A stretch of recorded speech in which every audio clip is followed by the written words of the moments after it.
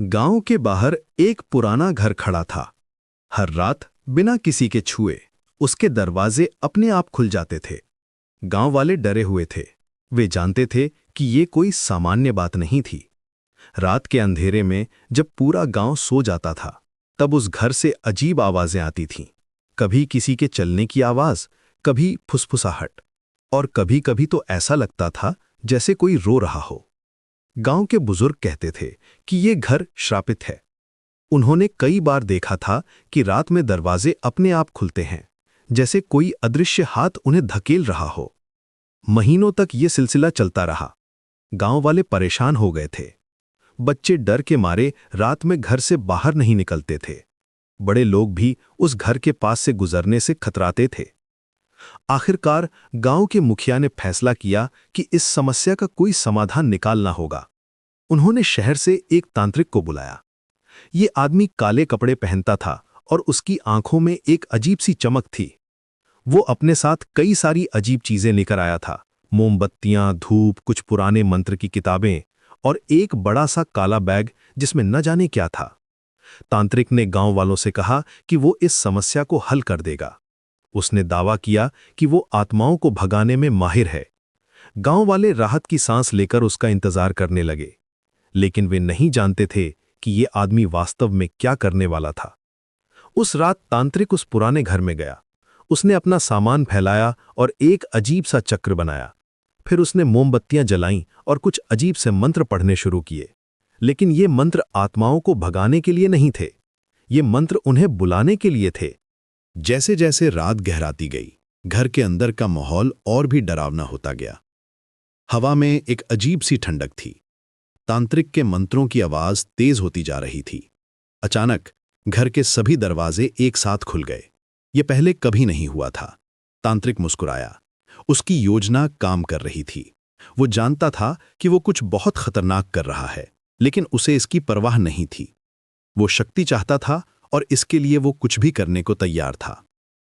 रात के 2 बजे तांत्रिक ने एक विशेष अनुष्ठान शुरू किया। उसने कहा कि वो मृत आत्माओं से बात करेगा। उसने एक बड़ा सा दीपक जलाया और उसके चारों ओर बैठ गया। फिर उसने आंखें बंद की और गहरी सांस लेने लगा। कुछ देर बाद कमरे का तापमान अचानक गिरने लगा। इतनी ठंड थी कि तांत्रिक की सांस दिखाई देने लगी। हवा में एक अजीब सी गंध आने लगी, जैसे कुछ सड़ रहा हो। और फिर बिल्कुल अचानक दीपक बुझ गया। अंधेरे में एक महिला की आवाज गूंजी। ये आवाज कहीं दूर से आ रही थी, लेकिन साथ ही बिल्कुल पास भी लग रही थी। आवाज धीमी थी लेकिन साफ थी। महिला कुछ कह रही थी, लेकिन शब्द समझ में नहीं आ रहे थे। ये कोई भाषा थी जो तांत्रिक ने पहले कभी नहीं सुनी थी। तांत्रिक डर गया। उसे एहसास हुआ कि उसने कुछ बहुत गलत किया है। वो उठकर भागने की कोशिश करने लगा, लेकिन उसके पैर हिल नहीं रहे थे, जैसे कोई अदृश्य शक्ति उसे रोक रही हो। महिला की आवाज तेज होती गई। अब वो हंस रही थी।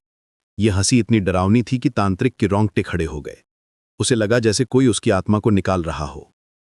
सुबह होने पर गांव वाले उस घर में गए। वो तांत्रिक को ढूंढने आए थे, लेकिन घर में कोई नहीं था। तांत्रिक गायब था। उसका सारा सामान वहीं पड़ा था, लेकिन वो कहीं नजर नहीं आ रहा था। अजीब बात ये थी कि घर के सभी निवासी जाग रहे थे। वे सभी अपनी जगह पर खड़े थे।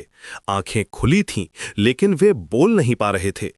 जब गांव वाले उनसे बात करने की कोशिश करते, तो वे सिर्फ अपना मुंह खोलते और बंद करते रहते। कोई आवाज नहीं निकलती थी। डॉक्टर को बुलाया गया। उसने जांच की, लेकिन कुछ भी गलत नहीं मिला। उन लोगों के गले में कोई समस्या नहीं थी, फिर भी वे बोल नहीं पा रहे थे। ये बिल्कुल रहस्यमय था। 3 दिन बीत गए। घर के निवासी अभी भी नहीं बोल पा रहे थे। वे खाना पीना छोड़ चुके थे। वे सिर्फ खड़े रहते और दीवारों को देखते रहते। गांव वाले बहुत परेशान हो गए। चौथे दिन की सुबह जब गांव वाले फिर से उस घर में गए, तो वे हैरान रह गए।